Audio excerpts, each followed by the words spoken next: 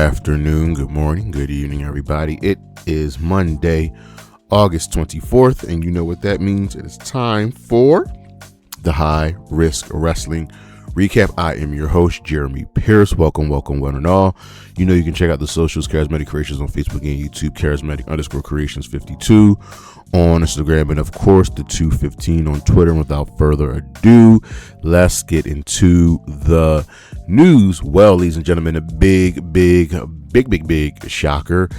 Ilya Dragunov is gone from the WWE. He has been moved to the alumni section. His contract expired. He chose not to resign.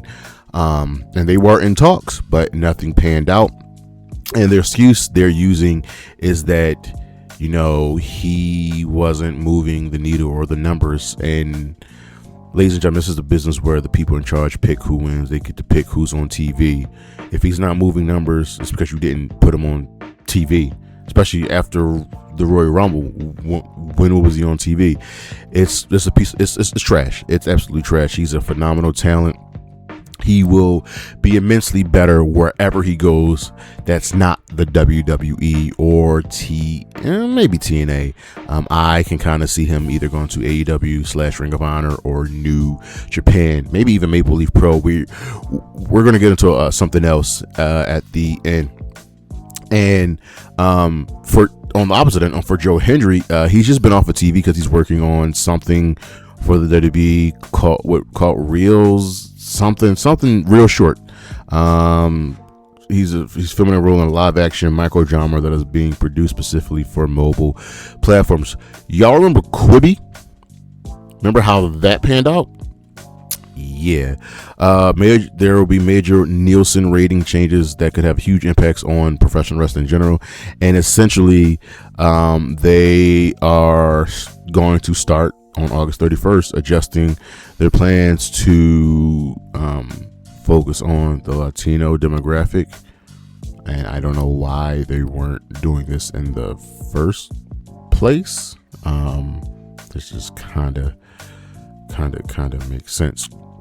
When AEW was in Las Vegas, it was about 2, maybe 3 weeks ago, TKO had representatives there watching the show. This is nothing new. Competition watches competition. We've seen it time and again in many industries.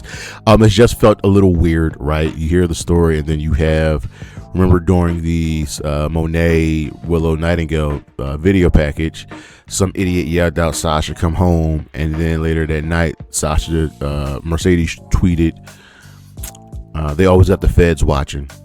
So it just kind of all came together. The reason behind AEW's recent lengthy overruns is what Warner Brothers Discovery wants. Remember, we don't have that extra hour in Rampage anymore. We don't have Battle of the Belts. So we have these overruns, and maybe they should start advertising these. And maybe we can just get more women's matches. Like, we're having these overruns, still only getting one women's match on the show. It's not good, but you're appeasing to your television partner, so you can have that option picked up. I believe in 2020, WWE fans will soon be paying more for their PLEs after ESPN Unlimited raises their prices. The monthly limited plan is jumping from $29.99 to $31.99, while the annual option is going from $300 to $320. ESPN Select is getting more expensive too. Its monthly price will increase from $12.99 to $13.99, with the annual plan being $129.99 up to $139.99. Is it really worth it? I wonder if ESPN is having buyer's remorse. Avery Styles, AJ Styles, someone who's been in the news a lot. I just didn't want to talk about this. It's really a dumb story, but he has signed with TNA Wrestling. He made his debut at Lockdown this past Sunday. Sticking with TNA, Kiera Hogan also made her return to TNA after being away for 5 years. She spent most of that time in AEW, but she has returned to TNA. She replaced Rosemary, the team up with Ali, and they retained the Knockouts Tag Team Championship. On this day 3 years ago, we lost Bray Wyatt and his sister and JoJo.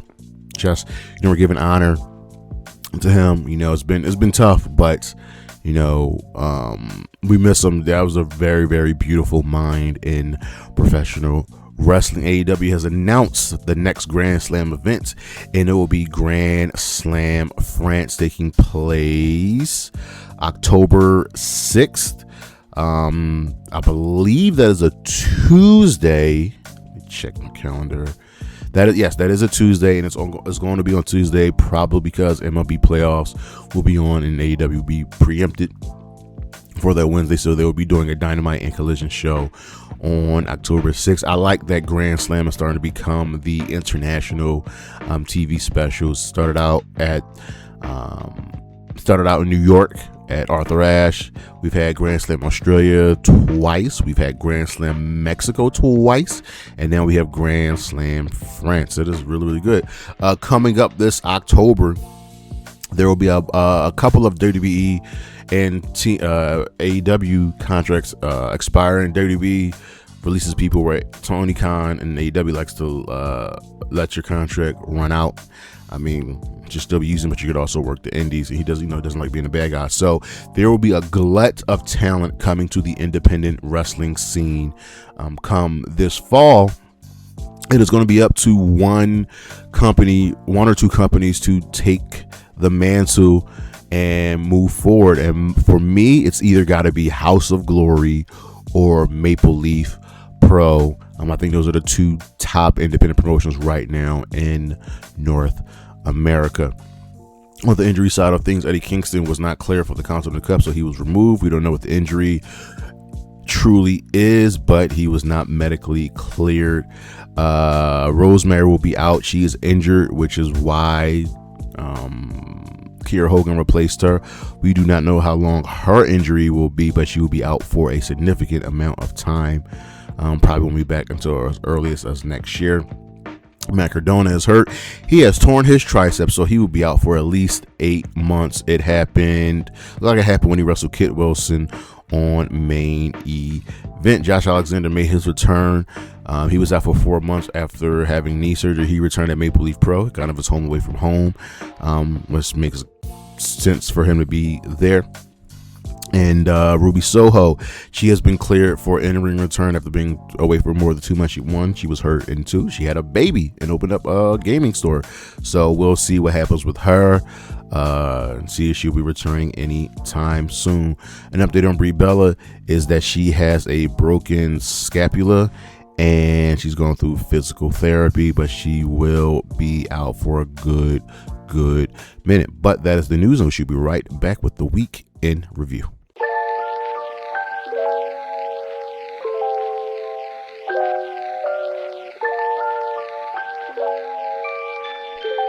All right, ladies and gentlemen, you know how we do. We start off with Monday Night Raw. This show gets a fist solo dolo, maybe. So we open the show with Stephanie Vaquer, who demanded Liv Morgan to come out and fight. She arrives with the rest of the Judgment Day, who beat her down. Becky ran in and tried to make the saves, and the Hills overwhelmed them both. But and the segment ends with Roxanne Perez hitting the pop rocks on Stephanie. Backstage, Jimmy and Jay were celebrating bringing Solo home. Solo looked very, very much defeated, and he ran to LA Knight. And all right, we'll see what happens here. They escorted Solo to Roman Reigns' locker room. Javon Evans took on J.D. McDonough. Javon won with the OG cutter. Big Caston came out and attacked Javon. Dom and JD joined in, and Evans kept provoking Cass despite the beat. I don't know what the hell is going on. This is just dumb. We got an update on the AAA tournament of who's going to face Roman Reigns. We had El Fiscal take on Rey Phoenix in a really solid match. This is my first time seeing El Fiscal. It's pretty good, but Rey Phoenix ultimately won with the Mexican Muscle Buster. Backstage, Stephanie Vaquer blamed Becky for escalating Liv's attacks, and Becky insists the title business always involves her. We got a vignette for Lyra Valkyria, who vowed to destroy Sol Ruka's momentum and reclaim her spot on the card. Of course, this leads to a match with Sol countering the Nightwing DDT and hit a DDT and then drop Lyra Valkyria with the Soul Snatcher. So nope, Lyra Valkyria did not end Sol's momentum. Jey Uso taunted Jacob because Jacob couldn't get the job done. All right, is that really smart, Jay?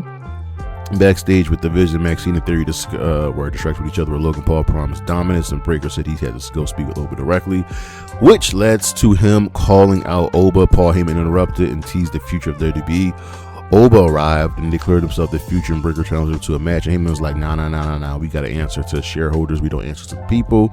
So the match will be set up for Sunday night's main event in Atlanta. Breakker shook Heyman's hand, and Heyman also shook Oba's hand, which Braun didn't like. Back to the AAA tournament, El Hijo del Dr. Wagner took on a Dragon Lee in a solid match. Dragon Lee ultimately won with the Operation Dragon after countering the Wagner driver in the main event match. Chad Gable put the Intercontinental Championship on the line against Rey Mysterio, and Rey Mysterio at 51 still doing his damn thing in a really good and solid match. Ultimately, Gable applied the ankle lock, but Ray went tap, so he countered that into a leverage pin, and Chad Gable retains the championship. Our main event segment was everything going on with the bloodline. So Roman came out, berated Solo. Jacob beat him down, dropped him with the Tonga death grip. Roman then named the Usos as captains and gave him black Ulafalas. Looks like Jacob was a little jealous. LA Knight came out and just started fighting. He just started throwing hands, fought off the Usos, but he got put down with a Superman punch, and Roman ordered Solo to serve his family and put LA Knight down for good. Solo apologized multiple times and then dropped Roman Reigns with a Samoan spike. Solo attacked both Usos. Knight hit Jimmy and dropped Roman with the BFT, and Knight and Solo fist bumped and celebrated while Jacob stood in the corner. Because remember, Roman told Jacob, don't do anything. Man, who would have thought this Solo Sikoa face run would do wonders? It's going really well. Over on Dynamite, the Continental Cup rages on. Over in the Continental as well, Ospreay being backed up by his United Empire teammates in Francisco Akira and Henare taking on Brian Cage, Rocky Romero, and Lance Archer in a trios match. They were representing the Don Callis family. And of course, our main event will be the Elite versus the Don Callis family. But the Hills controlled early, heading into the break. Henare rallied. Archer countered the blackout with the blackout.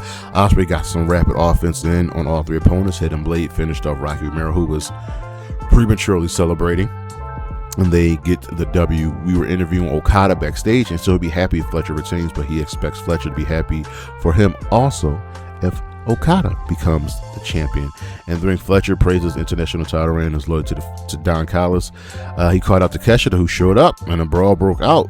Kushida hit a poison round and knee strike and dropped Fletcher with the raging fire.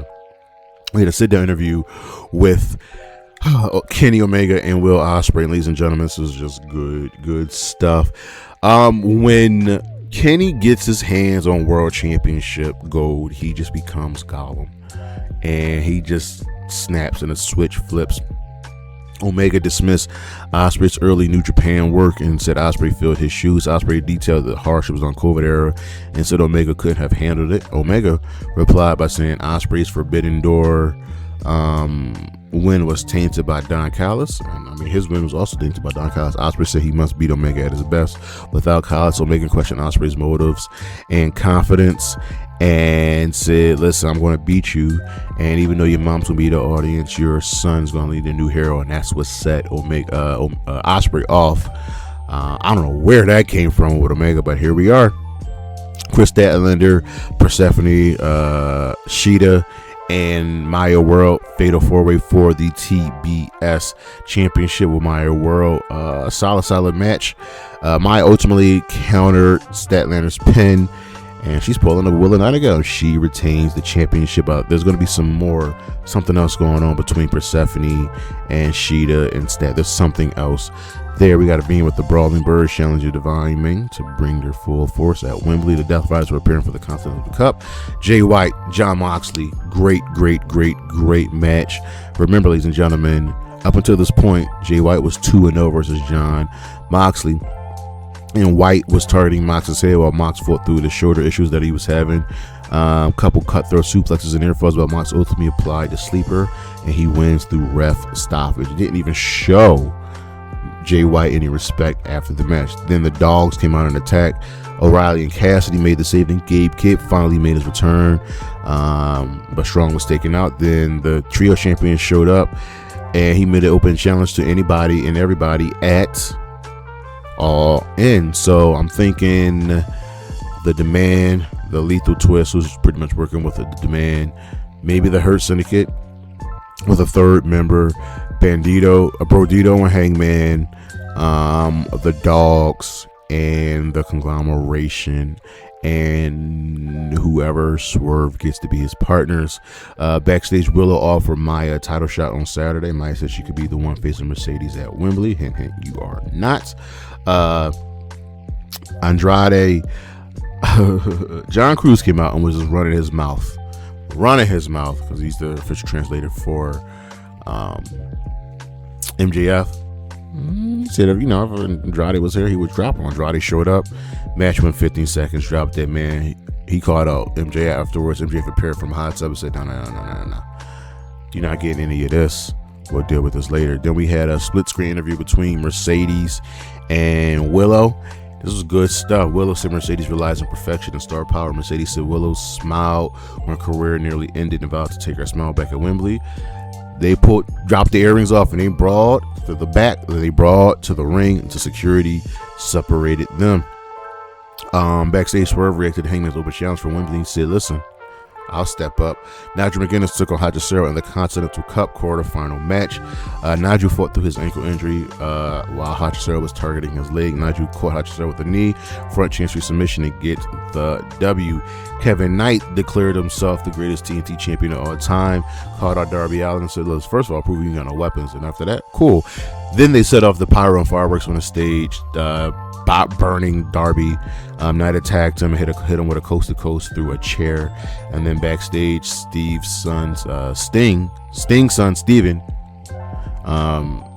was checking on Darby, and Knight warned Darby to stay in his latest medics rush. Then we got our main event match. So here we go. This main event match started in the overrun, and we only had one women's match. This was the sixth match on the card, and we only had one women's match. Yes, I love this segment that we had, but like Devon and me, Brawl and Burr should be having a match. We got to do a little bit more. But the Elite took on El Clone, Mark Davis, and Jake Doyle in their trios match. The Bucks and Omega were hitting synchronized dives. It was a good, solid match. Ultimately, the Elite won. V-Trigger won, Ring of the Angel on Jake Doyle. The Don Collins family attacked. Copeland made the save, and Christian joined in. Low blow Trent. The Bucks accidentally super kicked Christian. And, can they coexist? And chaos broke out backstage. Our main event segment was Ospreay confronting Omega, demanding words after Omega invoked his son earlier. Omega ordered security to remove Ospreay, who insulted him. Ospreay charged, security held him. Look, Kenny hit that man with a V-trigger and then dropped him with the one-wing angel off the apron through the table. And so he told Ospreay to take one last look at his belt. I could very much get into the idea that Kenny retains at all, and it's going to be very, very interesting. Over on Impact, this was the go home show for Lockdown. This show gets a fist. Our opening event, whatever, was Ali's State of the Emergency, and he claimed Hodge betrayed him and said Hodge's family owed him everything. Ali ordered John Skyler to prove loyalty by facing Hodge, and Daria Ray later forced Hodge to accept it or be stripped of the championship. Hodge to Skyler was his best friend and refused to fight him. Daria Ray mandated the match must happen. Rich Swann took on Mr. Elegance, and Rich Swann got the WFD role at Mr. E for the upset win. Jada Stone took on Heather by Elegance in the Knockouts TV title. This is the semifinals match. We got some early grappling and penitence, but ultimately Heather hit a German suplex on the apron. Jada answered with a Rana to the floor and ended up winning with the cutter to advance to the finals. I did not have Jada Stone in the finals of this tournament. No, I did not, ladies and gentlemen. We got a remote interview with Zaya Brookside and Elena Black. Zaya said Elena was desperate for attention, and Elena vowed to win in her hometown at Lockdown. Zaya promised Elena embarrassment would continue. Mr. Elegance and Heather complained about their losses. Concierge hyped them up. Phoebe Eichner took on Brian Myers for the Lethal Lockdown Advantage match, and Myers got the W because the Advantage matches and those matches where you have time entrances are always better when the heels have the advantage. We got the injury report, updates on Jeff Hardy, the medical staff, and all that good stuff. We got a video call about Harley Hudson and Tracy Brooks, the OG knockout. Harley fear losing her job, but Tracy encouraged her to believe in herself. It's just always good seeing Tracy Brooks back. Jason Hotch took on John Skyler. Hotch said they were being forced into this match and asked Skyler to wrestle anyway. Mila Moore said Ali wanted Skyler to take Hotch out. The Secret Service surrounded the ring. Hotch voted them off, and Agent Zero attacked Hotch for the DQ win. Ali held the title over Hotch and declared, "In Ali we trust." We got a video with the Righteous, who are focused on BDE, and says Swan is blocking his potential. Harley Hudson took on Alicia Edwards. Harley's job is on the line. Harley fought with urgency. Alicia used the distraction of her husband Eddie Edwards, but Harley rallied with big hip attacks and roll up for the win, keeping her job. Alicia attacked her after the match. Eddie joined in, and then Jada Stone made the save. We got a video package for Leon Slater and Cedric Alexander hyping up their title match at Lockdown. Matt Hardy, Jeff Hardy, Moose, and Elijah took on the Nemeths, Kaz, and AJ Francis. This was a fine match. Could have been better. Hardy's controlled early. Everybody brawled. Ultimately, Matt hit the twist of fate. Jeff hit the swanton bomb on AJ Francis. Lastly, we found Cedric Alexander laid out backstage. Who's jumping these people over on SmackDown? We got KO versus Punk. I want to give the show a thumbs down, but I'm going to give it a fist because it's only saved by the greatness that is Kevin Owens. Backstage, Sammy ranted that he should be the WWE champion. Orton confronted Sammy. Cody called Orton to the ring. Orders warned them both that if they touch each other before Sunday night's main event, they would lose their future title shots, and Orton vowed to be Mr. Professional but promised to unleash the worst on Cody on Sunday. And Cody said he'll be the one that kills the legend killer. We got a hype for the tag team title match. The Tongas were putting the WWE Tag Team Championship on the line against Damian Priest and R-Truth. Priest was isolated early, but Truth ended up hitting his John Cena tribute sequence. Priest dove onto Tyler, and the Tama capitalized, hit the Red Cross high-low to finish off Truth. Damian looked frustrated, but he ultimately hugged Truth. Heel turn for Damian Priest? Maybe. Punk said he thrives in hostile environment. KO hasn't changed in 20 years. Orton told Punk he's coming for the title. He's coming for title number 15. Chelsea Green apologized to Tiffany, who has injured ribs, and Paige challenged Fatal Influence for the U.S. title. Blake Monroe insulted Toronto, said she deserved a glamorous shot. So, a glamorous debut. So, we're getting the match, right? It's her debut against Joya. And as Joya's coming out, Blake attacked her, dropped Joy with the neutralizer. The bell never rang. The match never started, and Blake just walked out fucking dumb. Anyway, Tatum Paxley awkwardly bonded with Alexa and Charlotte. Meechin challenged Paxley to a match next week. I'll bet you they have a match, but Joya and Blake won't. Trick called out Corbin, and Corbin refused to give him another title shot. Yachty hit Corbin with the trick stick, and Corbin agreed to set in a main event match. 5 minutes with Yachty, and if Yachty survives, Trick gets a title shot. They're really doing this. We're backstage, and Gunther warned KO about pressure of wrestling in Toronto. Tiffany Stratton took on Lash. Legend with Lash getting the win, hitting the Lash extension clean after the match.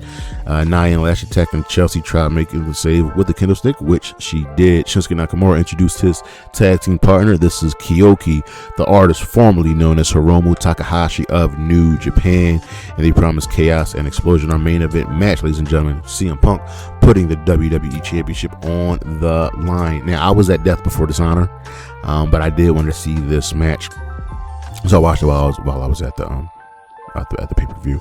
KO jumped Punk before the bell. They were brawling inside and out the ring. KO hit a frog splash at the announce desk. Punk regained control with a neck breaker and Anaconda Vice, but KO countered that with a sharpshooter. Then we had the ref bump with KO hitting a stunner. Got a visible 10 count, no ref. Sammy interfered, threw Punk into a post and helped KO. KO refused to use the belt, and Sammy hit KO instead. Punk GTS, second GTS of the match, mind you, and retained the championship. Sammy attacked Punk with the belt and declared Punk stole the title from him, which he did. Over on Collision, this show gets a fist. We got Willow versus Maya, World Champion versus Champion. So our first match of the evening was Kyle O'Reilly, Orange Cassidy Continental Cup match. Respect was shown. Cassidy gave Kyle his sunglasses. Really solid match. Kyle ultimately got the win, making OC tap to the ankle lock. Again, mutual respect shown after the match. Nigel McGuinness ran into Will Ospreay as they were both getting checked on. Nigel worried about glass. Skye and Ospreay encouraged them and said Nigel gave him hope. The Divine Enemy had an eliminator match, and they took on Tiara James and Erica Lee. Tiara James and Erica Lee lasted 2 minutes. Jack Perry praised Swerve and challenged him to a match at Dynamite, which was made official. We got a recap of everything that happened with Darby Allin. Daniel Garcia took on Claudio Castagnoli. This was the Continental Cup match. Really good back and forth, just strength and technical affair. Claudio made Daniel Garcia tap out to the sharp shooter. We got to recap everything that happened with Willow and Mercedes. Then we got the final for the Continental Cup draws: Nigel versus Kyle O'Reilly and Moxley versus Claudio. We were back with the dogs, and Kid is pissed that they've been losing, and we're going to figure things out. The Hurt Syndicate teamed up with Lee Moriarty win a squash match. They just left. They destroyed everybody. Lashley and Shell destroyed all the opponents, and then tagged in Moriarty and left. Who didn't look happy? He hit the straight jacket facebuster Border City stretch and won the match. Shane Taylor and Silver Crowd issued an open challenge, which was answered by the Bang Bang Gang. They countered Austin early, but Taylor dominated with his physical strength.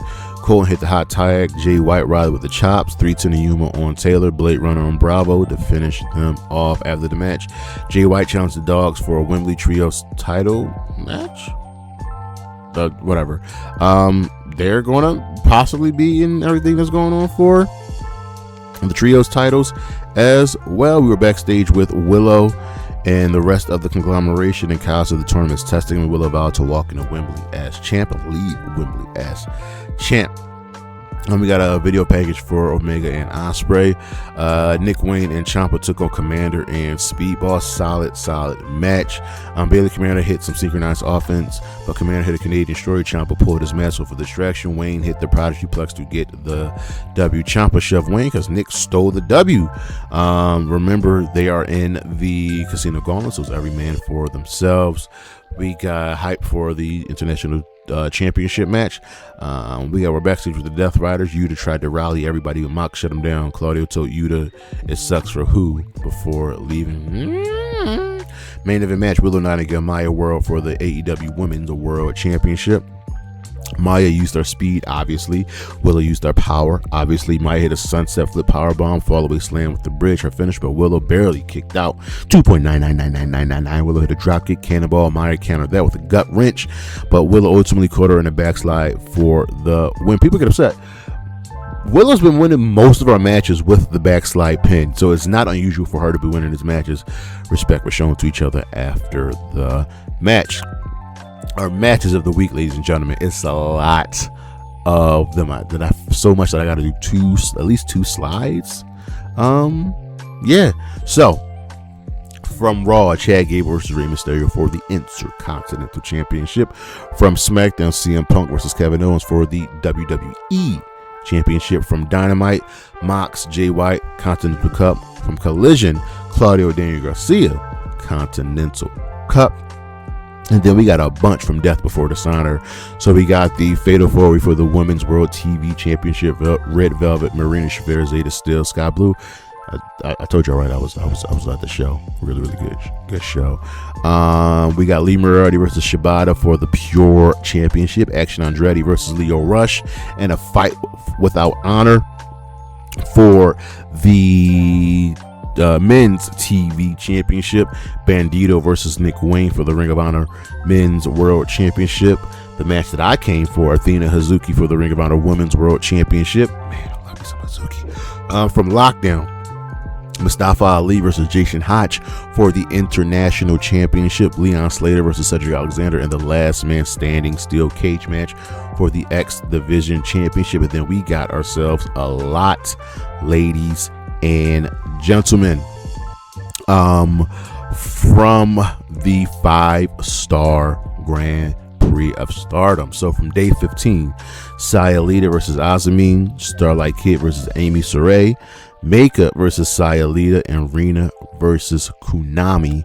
And then from day 16, the final day, Starlight Kid versus Suzu Suzuki, Natsupoi versus Sorai Anu, and the finals of the 2026 5-star Grand Prix, Rina versus Starlight Kid. These last 2 days of the Grand Prix were amazing, ladies and gentlemen. Our stars of the week, the Lethal Twist, were becoming your new Ring of Honor 6-man tag team champions. Action Andretti for becoming your new Ring of Honor men's TV champion. Mustafa Ali for becoming your new TNA international champion, Leon Slater for becoming the new X Division championship, and then doing option C, which, if you guys don't know, the X Division champion gets to relinquish the X Division championship to get a guaranteed world championship match at Bound for Glory, which he did. And of course, I'd be remiss not to mention Rina for being your 2026 5-star Grand Prix winner. She's only 19, ladies and gentlemen. But that is our show. Thank you for listening. Thank you for watching. Look on the screen what we got coming up. You know you can check out the socials, Charismatic Creations on Facebook and YouTube, Charismatic_Creations52 on Instagram, and of course the 215 on Twitter. I see you when I see you. Peace.